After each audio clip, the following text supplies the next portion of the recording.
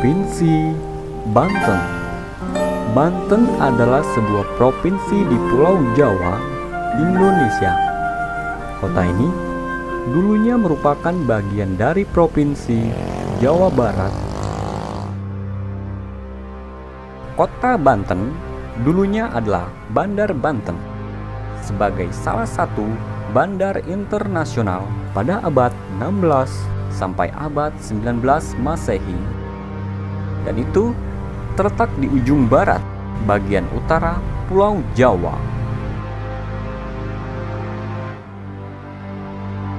Bukti-bukti sejarah dan arkeologi yang banyak terdapat di situs Banten memberikan petunjuk yang kuat bahwa Bandar Banten memegang peranan cukup besar dan dunia perniagaan masa silam. Jauh sebelum itu sebenarnya di Banten ini sudah ada masyarakat yang menghuni wilayah Banten ini. Kalau yang disebut sebagai tinggalan Prabu Pucuk Umun namanya, itu yang beragama Hindu. Jadi seperti Banten ini dulu kayak semacam kadipatennya gitu. Dalam hal sejarah, Banten merupakan salah satu tempat bersejarah yang terkenal, dan itu berjarak hanya 10 km dari kota Serang, dan banyak warisan sisa peninggalan kerajaan Islam. Peradaban manusia yang sejak lama meninggalkan situs peninggalan purbakala yang begitu berarti. Salah satunya yang masih berdiri kokoh yaitu sebuah bangunan tertua, Kelenteng Cina. Kelenteng Cina ini dibangun pada tahun 1652 oleh Raja Banten bernama Ki Syarif Hidayatullah. Saat itu, beliau menikahi seorang putri Tiongkok yang bernama Om Tin Nyo. Maka kemudian beliau atau yang disebut Sunan Gunung Jati ini berinisiatif untuk membangun sebuah tempat peribadatan umat Buddha pada masa itu dan diberi nama Vihara Avalokitesvara yang terletak di Kampung Pamarican, Banten. Kurang lebih pada tahun 1692 itu kedatangan putri Tiongkok yang bernama Ong Tinyo dengan rombongan yang besar sekali. Sebenarnya tujuannya mau ke Surabaya dalam rangka mengibadahkan. Namun sampai di Teluk Banten sini mereka kehabisan perbekalan. Merapatlah mereka di sini. Nah, merapat di depan sini namanya dengan Kali Kemiri. Ya, Kali Kemiri. Di sini ada sebuah kesultanan Banten yang sangat ramai sekali. Pada saat itu penguasanya adalah Syarif Hidayatullah. Ya. Ong Tinyo tadi menikah, ya, menikah dengan Syarif Hidayatullah. Nah, setelah menikah, rombongan tadi terpecah dua. Yang sebagian memeluk agama Islam, sebagian lagi bertahan pada agama Buddha. Nah, yang beragama Islam oleh Putri Ong Tin tadi dibuatkan tempat ibadah yaitu Masjid Pacinan Tinggi. Yang beragama Buddha itu dibuatkan wihara ini.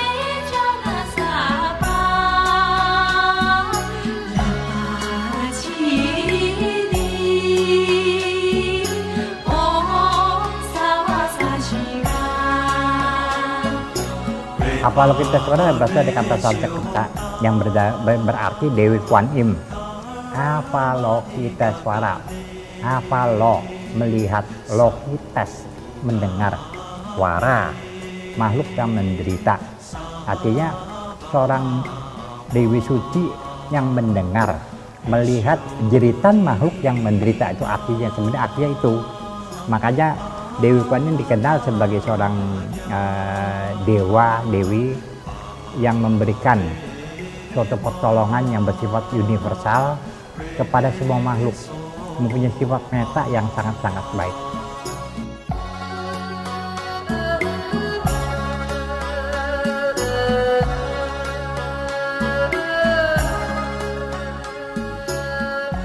Bangunan vihara ini tidak hanya sekedar menjadi bangunan bersejarah ataupun tempat peribadatan semata, tetapi juga Sebagai simbol, masyarakat lampau mampu mewariskan keharmonisan dalam menghadapi setiap perbedaan yang ada, karena letak vihara ini berada di tengah-tengah masyarakat Muslim.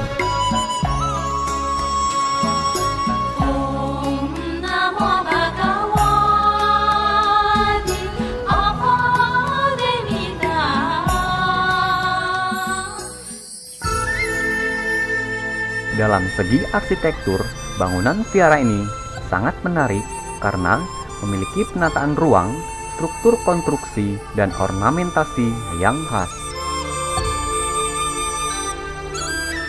Dan bangunan di vihara ini berfungsi sebagai prasarana upacara keagamaan. Dan bentuk struktur bangunan ini juga seluruhnya berbentuk tembok-tembok batu yang disusun seperti susunan anak tangga. Semakin tinggi tingkat itu, bangunan pun semakin menjulang ke belakang, dan kayu sebagai penopang atapnya. Kita mengenal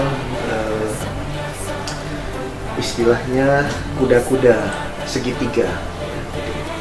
Maka atap yang dihasilkan pun juga cenderung berbentuk segitiga.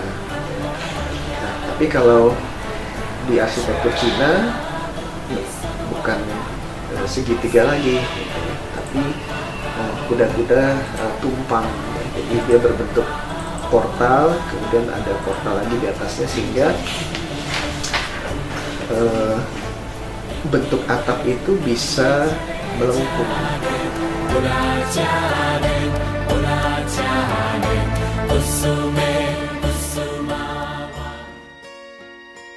Vihara Avalokitesvara merupakan salah satu vihara tertua di Indonesia yang kerap dibanjiri para peziarah karena vihara ini terdapat altar Dewi Kuan Im. Dewi Kuan Im dipercayai sebagai dewi yang penuh welas kasih yang diyakini sering menolong manusia saat dihadapkan pada berbagai kesulitan.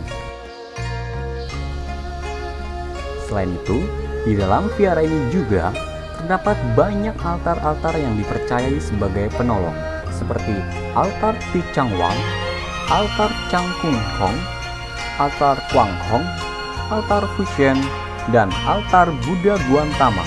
Dan masih banyak altar di tempat ini yang dipercayai.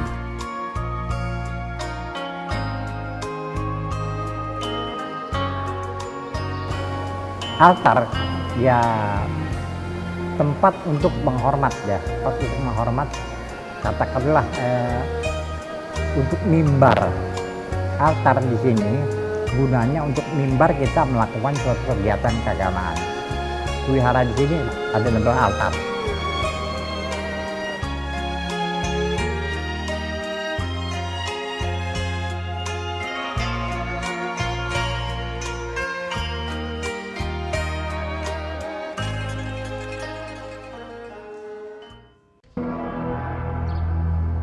Di bagian depan, vihara ini terdapat 2 ekor patung naga dan burung poni yang melambangkan sebagai penjaga.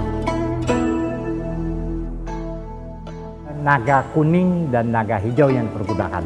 Karena 2 naga itulah yang diyakini sebagai pelindung, pembawa berkah, itu naga itu. Naga hijau dan naga kuning. Biasanya kalau wihara itu dihuni oleh biksu wanita, naganya kuning. Kalau naga yang hijau, umumnya wihara yang umum, namanya langyong.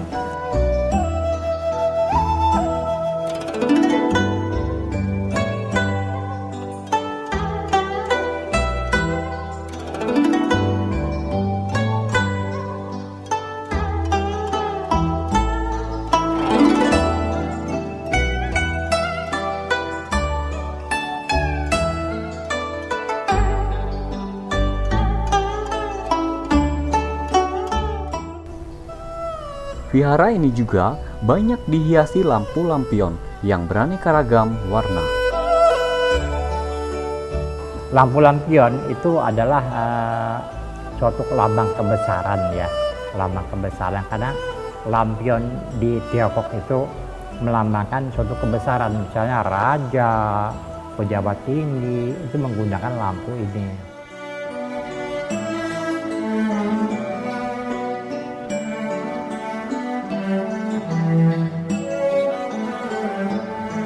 Dan di depan vihara ini terdapat 2 pagoda sebagai tempat pembakaran kertas dan dupa. Dan pajangan-pajangan lilin berada di halaman depan vihara ini. Pagoda tadi itu adalah melambangkan sebuah tempat di mana salah satu dewa mempunyai senjata yang mirip dengan pagoda itu. Fungsinya adalah meredam, mengamankan suatu bentuk-bentuk yang tidak baik. Makanya kalau orang setelah sembahyang, mereka membakar kertas sana yang punya keyakinan semoga bala-bala yang mereka itu lenyap. Di dalam vihara ini terdapat banyak lilin sebagai penghias, di dalam ruangan maupun di luar ruangan.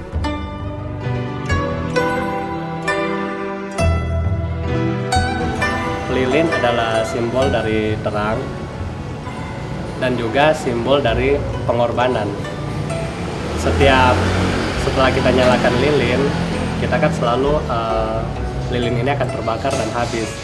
Nah, sama seperti dengan hidup kita yang singkat ini, kalau bisa kita seperti lilin yang memberikan cahaya terang bagi sekitar kita.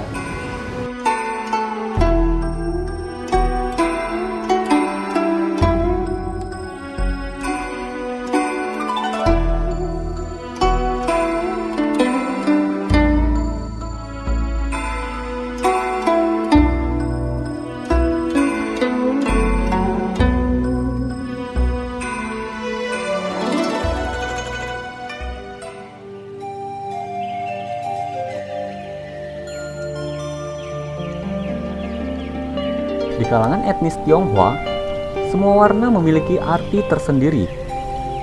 Untuk warna biru ini kita ambil, sebenarnya birunya biru dongker. Kita ambil dari warna rambut Buddha. Kenapa rambut Buddha biru dongker? Karena itu termasuk dalam 32 tanda keagungan seorang Buddha. Memang dia agak biru dongker, biru kehitam-hitaman. Nah, itu melambangkan semangat dari bakti atau pengabdian. Sedangkan warna kuning agak emas itu berasal dari kulit Buddha. Karena kita kalau dicerita, kita melihat Buddha ini kulitnya bersinar. Nah, warna kuning ini melambangkan kebijaksanaan. Sedangkan warna merah tua itu melambangkan cinta kasih. Warna putih itu kesucian.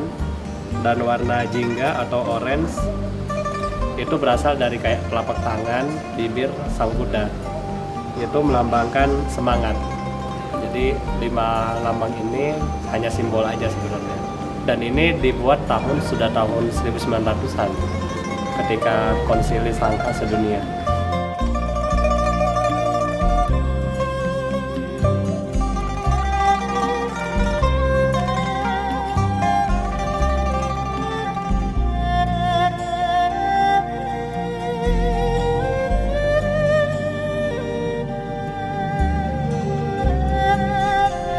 Dalam setiap umat yang ingin beribadah di kelenteng ini tidak lepas dengan adanya dupa, karena dupa salah satu alat atau simbol yang wajib dalam hal beribadah kepada Buddha ataupun Dewi Kuan Im dengan tujuan sebagai sarana untuk memohon dan menghormat. Dupa itu sebenarnya alat bantu, ya. Dupa itu alat bantu. Karena apa? Dupa bentuknya panjang, itu yang harum, ya kan? Itu melambangkan, kita diingatkan harumnya dupa bisa melawan arahnya angin. Artinya apa? Kebajikan, kita harus ditanamkan kebajikan.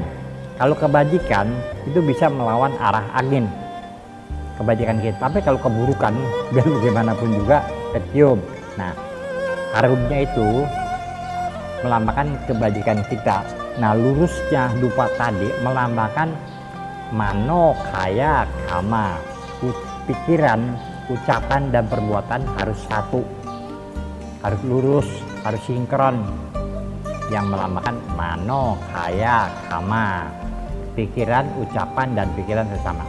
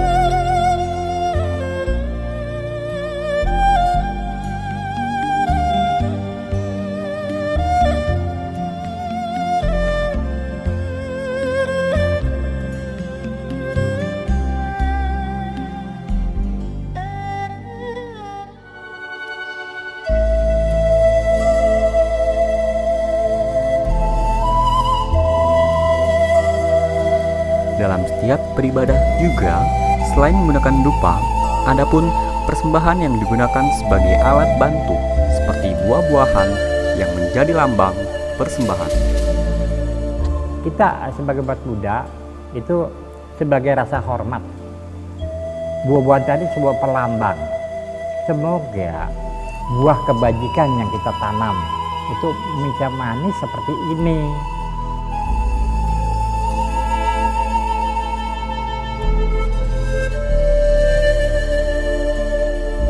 Jadi kita memuja ini berarti hanya mempersembahkan.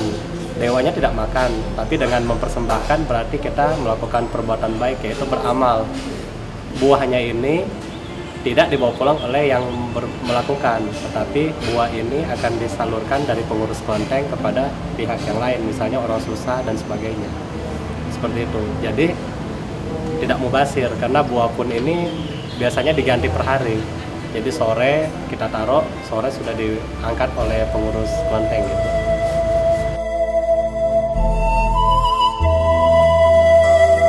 Di bagian dalam, setiap lorong-lorong dinding terdapat ornamentasi yang menceritakan kisah Tasyuchen yang berhati mulia. Itu menceritakan salah satu kisah yang sangat populer yang kita kenal dengan kisah ular putih, Tasyuchen. Kenapa tema itu kita angkat? Karena walaupun Tasyuchen itu seorang siluman, tapi berhati mulia. Nah itulah yang kita angkat temanya ke sana. Kita bukannya menghormati silumannya, tapi teladan dan ketulusan hati seorang siluman yang patut kita hargai. Gitu. Ornamentasi ini memiliki elemen yang kuat dari segi gambar yang timbul, kombinasi warna yang khas, dan setiap penggalan dinding juga terdapat banyak tokoh-tokoh di dalamnya.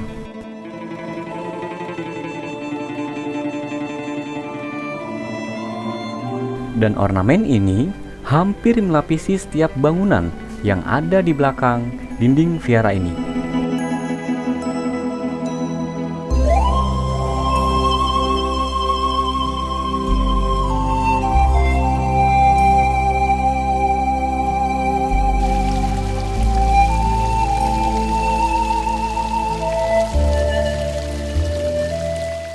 Vihara Avalokitesvara ini, sebagian bangunan berdominan berwarna merah dan lantai vihara ini dihiasi oleh bunga teratai dan tembok-tembok juga dihiasi ukiran yang berbentuk relief.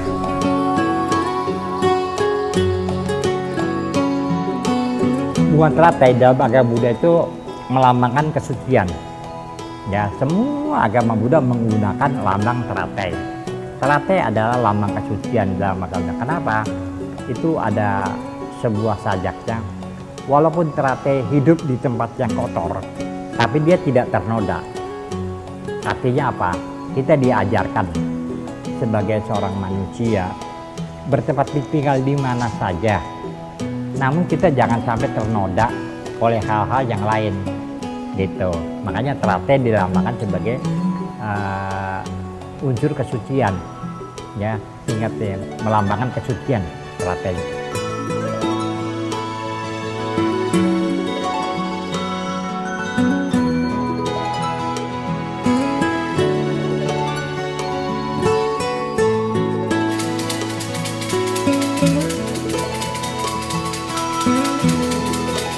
Di vihara ini, khusus di altar Dewi Kuan Im, terdapat alat bantu untuk berkomunikasi kepada Sang Dewi, yaitu Jiamsi, yang menjadi ketertarikan para umat dalam hal beribadah di vihara ini.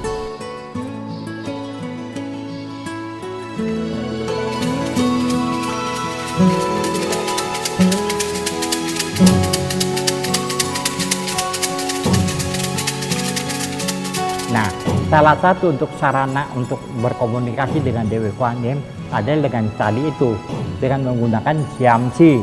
Kita mengkocok, kebetulan yang sini ada 60 nomor. Nah, itu kita dijelaskan. Ya, dikocok nanti keluar. Jiamsi itu kan artinya, Jiam itu bilah bambu, Si itu sairan.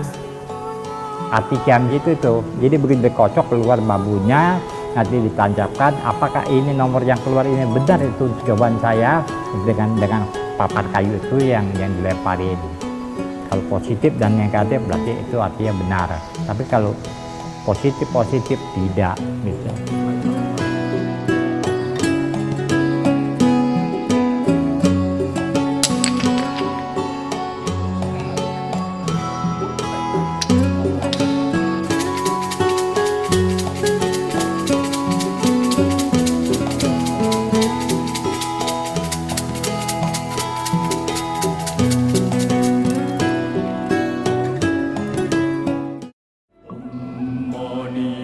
Bangunan di vihara ini terdapat ornamentasi yang berbentuk relief, yang khusus menceritakan banyak kisah tentang adanya vihara ini.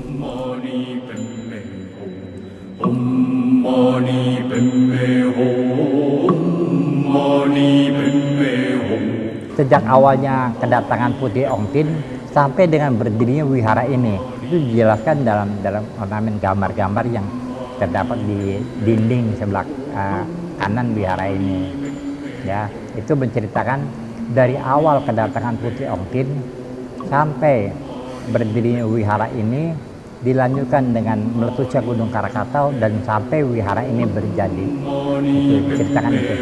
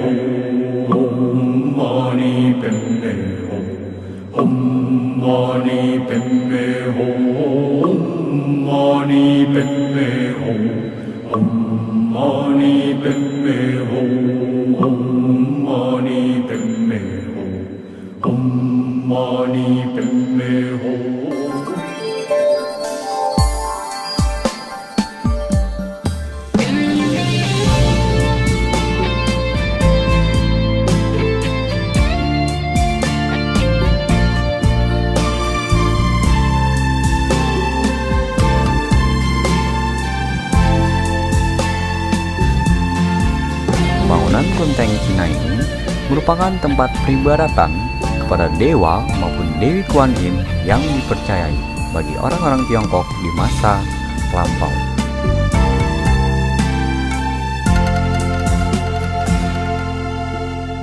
Kelenteng ini dibangun pada abad ke-16 pada Kesultanan Banten dan diberi nama Vihara Avalokitesvara. Vihara ini memiliki banyak altar yang dipercayai. Selain itu, di dalam vihara ini juga terdapat banyak ornamen-ornamentasi yang menghiasi setiap bagian dalam maupun bagian luar vihara ini.